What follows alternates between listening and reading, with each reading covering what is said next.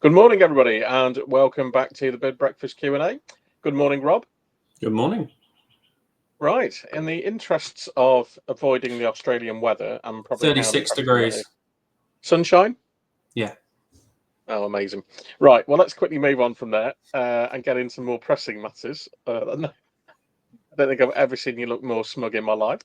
So the first question is, as an SME, how can I compete with large national and international firms? It's a big one, isn't it? There's so many different strands to this. I do think if you are an SME and you know you're going to be going up against large firms, I think your pre-bid is very important. Understanding the commissioner. Can you win it? Very stringent go, no go. What makes you better than one of these large firms? Do you have a really good angle you can go on? Is it a particularly innovative product? Is it making the customer feel special because they're not just one of thousands of clients for a huge firm? There's plenty of angles to look at, but if there's nothing you're offering beyond the norm versus one of those firms, then obviously it's very difficult. I think you hit the nail on the head there, Rob, with go, no go. So that qualification process, I think, is really important. The first thing even pre-qualification really, is when you look at most contract notices, it will say whether it's suitable for SMEs or not. Some of them are very clear in that they are not suitable for SMEs. So you aren't going to win those. So that's the first tranche that can be taken out. And then you get into all the ones that you've just spoken about. I think the reality is it's always going to be difficult. And, we're just working on one at the moment where unless you've got previous experience of delivery, and in this case, there are dominant firms in the market, they've all got experience and newer people don't necessarily have it. So it is sometimes very difficult to even just get over the first few hurdles in selection, never mind your commercials and the technical solutions and everything else. But I think it does come down to that more personalised and sometimes local offering that you can give. Because generally speaking, the bigger firms are going to be more efficient. They've probably got a track record. Because they're big, because they've expanded over time generally. So they are going to be difficult to beat. And I think that's, it is a little bit like trying to knock the number one in the world or the country or whatever off their perch. They're large and national and international for a reason.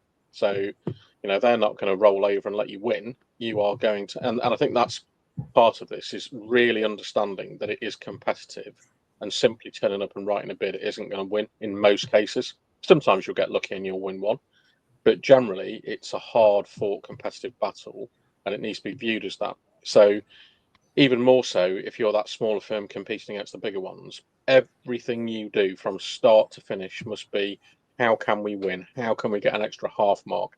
How can we get an extra quarter mark? How can we present something that doesn't have questions coming back? So I think that it is very, very difficult. But we've helped people to do it. People have done it themselves. I think the other thing is where, and Rob touched on this, where perhaps there isn't such a personal touch, and because there are so many customers, people sort of get a little bit lost in the number of accounts. So if there's a little bit of skepticism from the customer's end about how well they're being looked after, then there's definitely angles, and those are the things to look for in your pre-bid work, as Rob was talking about, is where the weaknesses are, where the chinks in the armour are, and really go for those. Obviously, everything's different. Every single one is different, so it won't be the same solution for bid A to bid B to bid C. So it isn't just a case of do it once and apply it time and time again. It will be for each scenario, how do we do that? How do we get the half mark? How do we get the full mark? And actually, before that, it's how do we answer the question? So don't forget to do the basics. Make sure that you've covered everything in selection. Make sure you've answered all of the basic question and then started to get the half marks and all the bits on top. One other thing to note is on a competing level is the national and international firms are more than likely to have large in-house bid teams. You might not even have one person. You might be doing it yourself as a business owner. So that's another thing to consider. Do you have that bid writing expertise to actually be able to compete in the first place? Yeah. And or training. Yeah, definitely. Yeah. Okay. So I think the bottom line is it's very hard, but it's doable given the right approach. And we've seen it happen and helped it happen. Yeah. So if whoever asked that question hasn't got exactly what they need out of that answer, give us a shout afterwards, because as I said, it is a case by case basis, so we can definitely help you outside of this. Okay, so question 2. There are so many portals. How do I find the right opportunities for me? I know you spent a couple of years looking at this, Rob, on and off. Amazingly, it's easier than it's ever been, Mm. which just shows how bad it was back in the past. It's in theory, you can find every single opportunity on Contracts Finder and Find a Tender, the free government services, free portals. If you Google them, they're very easy to find. They aren't necessarily user friendly if you're not well versed in particular elements, procurement. What are those numbers called, Matt? The CPV codes. CPV codes. Yeah, it's been a while since I've had to look at those. So they're not necessarily user friendly, but they are free, and in theory, everything is on there.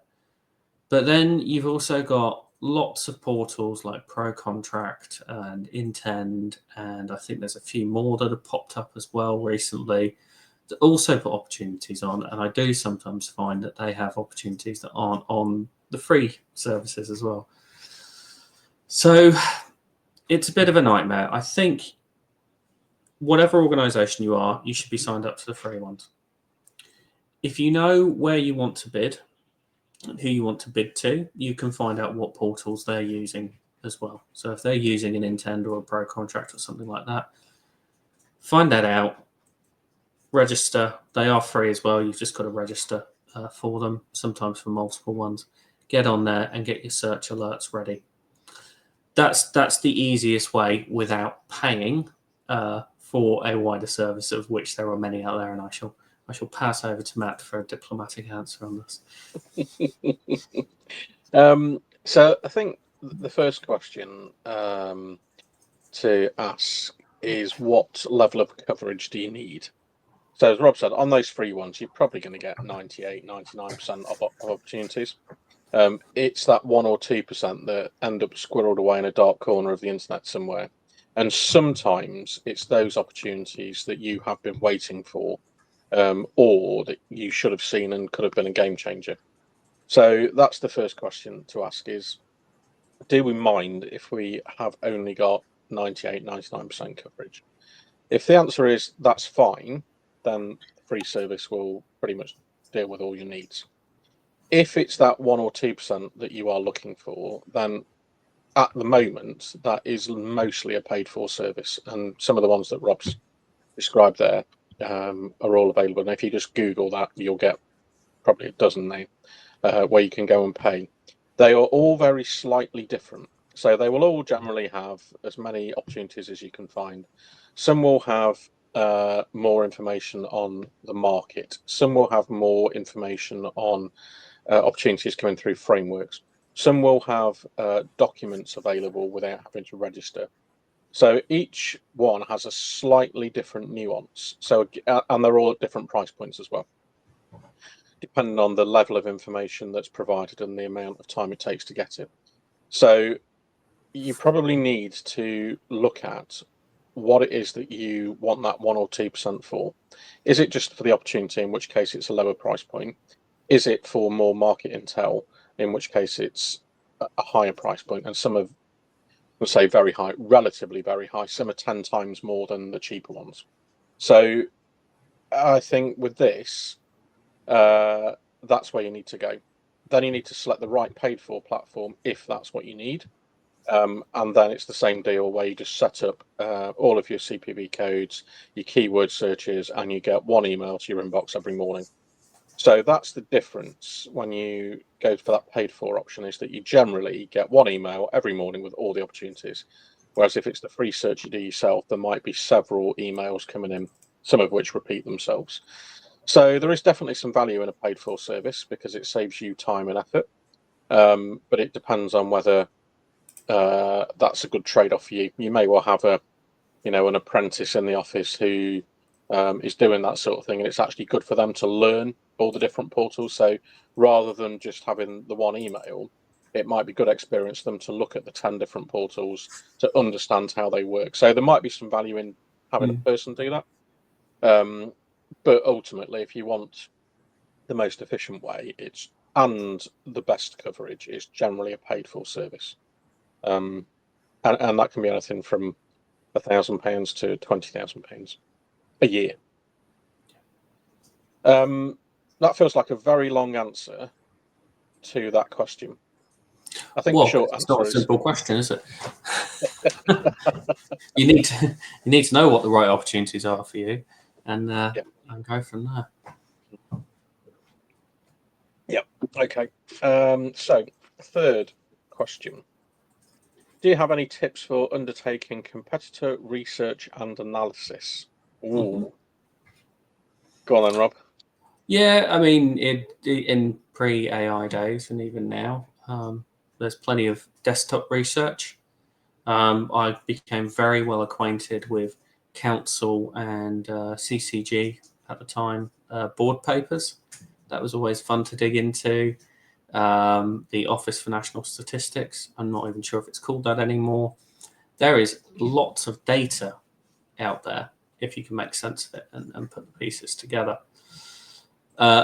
Looking at competitor websites, looking at reviews. Google reviews can sometimes be fun to see what people have said about competitors, because Google reviews aren't always particularly flattering, I think. But that's sometimes interesting to see, depending on what you're competing with them against. The other thing to look at is social media as well. See what they're doing. You can often see some news and innovation that they might be undertaking through there as well. So that's still to do. Alongside that, use AI. A lot of the AI search is now plugged into the internet, live internet.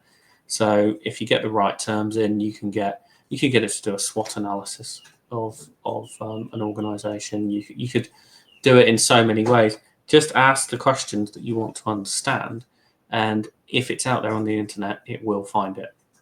You'll then have to join the dots. It's not always necessarily good at doing that, depending on what you've asked it to do, but it is a lot easier to do than it ever has been. And what are the risks around the quality of information it's returning, Rob? Always a risk. Always got to double check it. Again, we're not paid by this platform, so I'm not promoting it out of hand. But Perplexity is very good because it puts reference numbers against each bit of information. So if you know that bit of information that it's referenced is out of date or incorrect, that makes it easier. Or you can click through all the references and check them yourself, and you might even find more information in there. Okay. I think the key to this for me is just to build on the point you made, which is about joining the dots. So I think it's all very well having all this information, but it then comes back to what I was saying in one of the previous questions about this is a competition. So how do you use this information to win? And I think that is, for me, the most important part of this. We have worked with businesses who've been very good at pre-bid research, including this, but then not join the dots to the bid. So they've kind of done all this stuff. Oh yeah, we know the buyer, we know the competitors, and then when you read the bid, none of that's translated. So it can never just be information for information's sake. Yeah, you might learn from it, but what is the point of that information? You don't want to create work for no reason. It has to, and this is where, if you're using AI, you have to try and ask the right questions, not just who is this organisation? It's looking a lot more at maybe what contracts do they hold? Have there been any negative news stories about them? It's that those kind of nuances rather than just information for the hell of it. And then when you've got that, so if there have been any negative news stories, what was it that was negative? Was it a genuine issue, or was it the press just blowing something up? If it was a genuine issue, is it something that you are better than them at? Is it something that you have a whole load of risk mitigation strategies in place, so the chances of it happening are very, very small? And it's all those sorts of things. But this is essentially the same as watching game tapes from someone that you play at sports. So, a football manager might watch game tapes on the team they're going to play at the weekend. The same with rugby, the same with tennis, the same with cricket. And particularly cricket. I mean, the analytics that go into that now. It's those sorts of things now. So for cricket, you can say pretty much almost 100% accurately, if you play in India on this wicket with this team and you bowl first, you will win or lose. It's almost, infallible in terms of what it produces. And that's the level that I think if you can get to, you will increase your chances of winning. You might win 100% for a period of time, but you will never win 100% for your entire career. Somebody will always beat you. You will always lose something. But it's putting yourself in the best position to win. And this is another great thing to be able to add to that win strategy. Okay, but I think the short answer is use AI to speed it up a lot, and then work out how you use that information to win, which is the most important thing. You can have that information and it be sat there, but it's pointless unless you translate it. Okay. How much time should I spend on preparing final versions for upload? Well, you want to be aiming to do it at least 48 hours before submission, don't you? I think that's the key. You've got to be building in contingency time. It depends on the complexity of the final versions. Is it base text that gets pasted onto a portal? In which case, that's fine. You're just going to make sure it's within character limit and test it on the portal. Does it have specific formatting to muck about with, and maybe the writer hasn't followed that formatting, or it might be wrong in certain places. So and obviously the length as well, but you want to be giving yourself at least a full day, if not a couple of days, depending on the length. That is exactly what I would say, Rob. And we are working on one at the moment that is particularly complex in the instructions and how it's all put together. And I would say it's 2 to 3 days of focused effort. And I think that's one of the big things that's become apparent to me. And we spoke about this last night in terms of how we learn from our process, is that time needs to be really focused without distraction, particularly for something like this where it is about attention to detail. So where you need 4 hours of being locked in a room just to focus on all these things need to happen, I need to tick them off, I need to cross-reference this response with that response. And the one we're working on has got 4 separate response templates with over 100 attachments that need to be referenced across all the different answers. The moment you get distracted, the chance of something going wrong happens. So I think in most cases, probably half a day to a day is about right. For the more complex ones, it's probably 2 to 3 days. But I think the attention to detail is what's required here. So it is that pedant, which is, and Rob will probably want to stab me most of the time. It is. This isn't quite the same as that, and I see Rob roll his eyes sometimes. I'm like, well, it doesn't really matter. But I think sometimes in terms of the presentation, it stops a question being asked or a thought being raised. Did they really mean to say that, or they didn't bother to take the time to do that? What are they going to be like to work with? And it's things like that where, and Rob and I have different skill sets. So I'm that pedant. Rob's very creative. And there are times I think when we both roll our eyes at each other, but ultimately we know that whenever we finish a bid, it's the best that we could have got it, because neither of us care really what the other one thinks. If we upset each other, we don't care, because we know we'll kiss and make up afterwards, metaphorically. Metaphorically, international. Yeah. But it's all about playing to your skill set. So if I know that something isn't right, I will say to Rob, in the nicest possible way, we need to do something about this. And Rob will roll his eyes and go, yeah, okay then, and vice versa. So there are times when, I might have forgotten to do something or whatever it might be, and Rob will say, I think we perhaps need to get this done. And I'll go, oh yeah, we should do that, and then get on and do it. So again, it's specific on the bids, but I would say a minimum of half a day, and work through methodically the instructions that you were given in the document pack. Make sure that it's in the right font size, the right document. If it's a paste into the portal, if there's attachments, if there's a file naming convention, if there's declarations to be made that they're signed properly, they're dated right, all those things that you think, it'll be all right.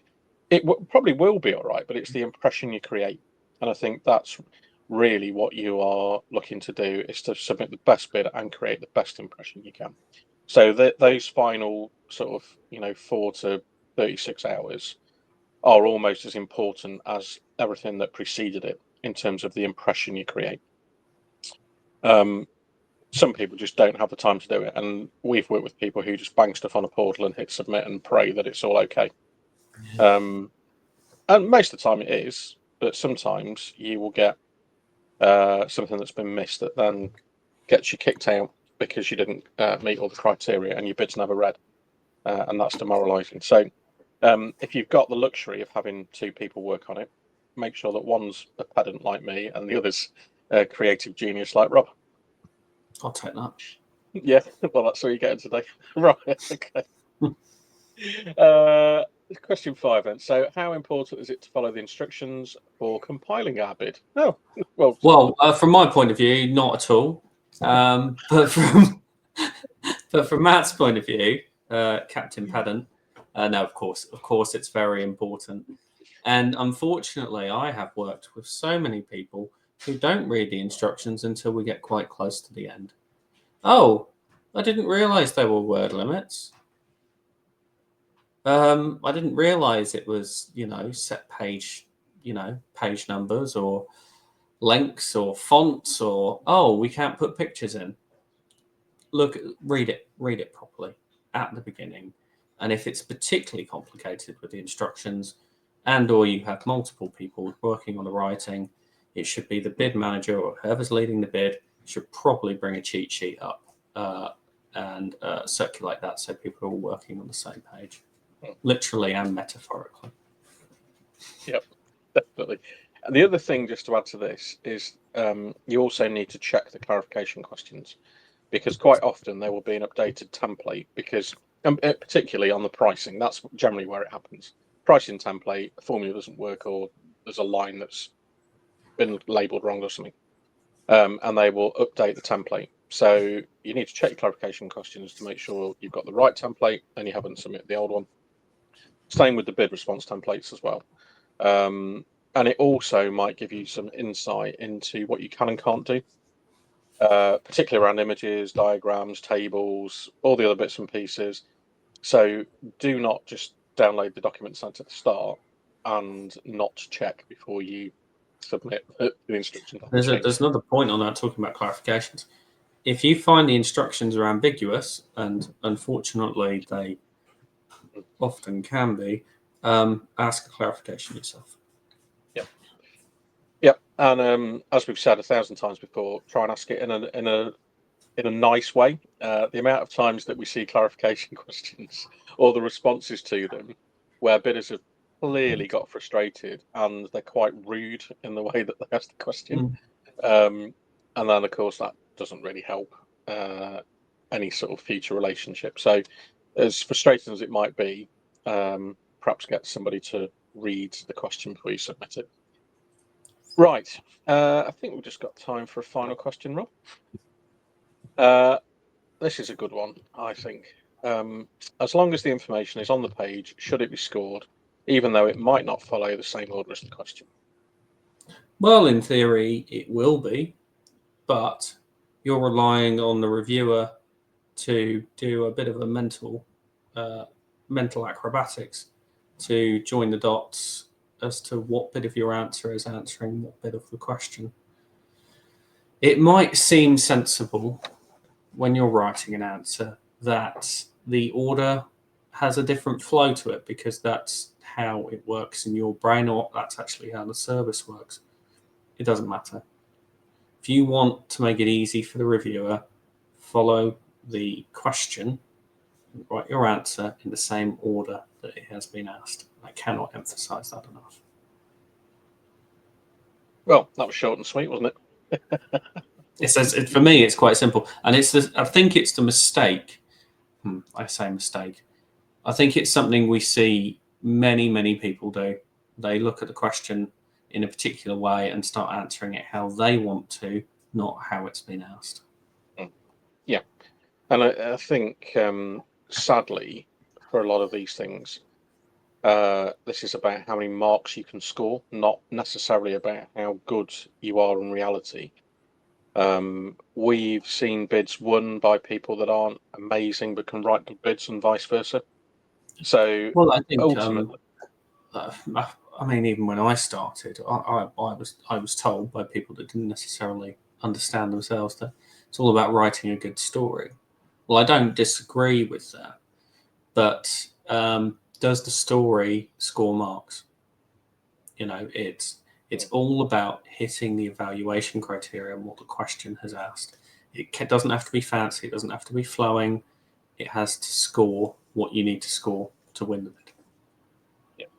And I think, on the start of that third line of the question, scored is the key word there. And that's what this is about. So, in theory, if it's there, it should be scored. But as Rob said, you've got to rely on somebody to jump around in the answer to find what you've said. And they've probably got some sort of checklist of have they answered X, Y, Z.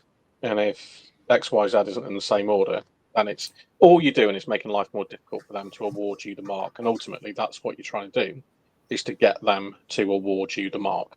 So make it as easy as possible. Right. I think, Rob, that is it for today. Let me just, yep, there we go. So the next episode isn't the 13th of November. It will actually be the 27th of November because the 13th is today. I don't know what date it is. I don't understand how it's the 13th of November at the moment. So No, I don't either. So for those people that are watching with the sound down, hopefully you've got captions on. The next episode will be the 27th of November for Q&A. Thank you for those people that have joined us. Hopefully that's brightened up your journey into work for those that are travelling. And we will see you again in a couple of weeks. cheers.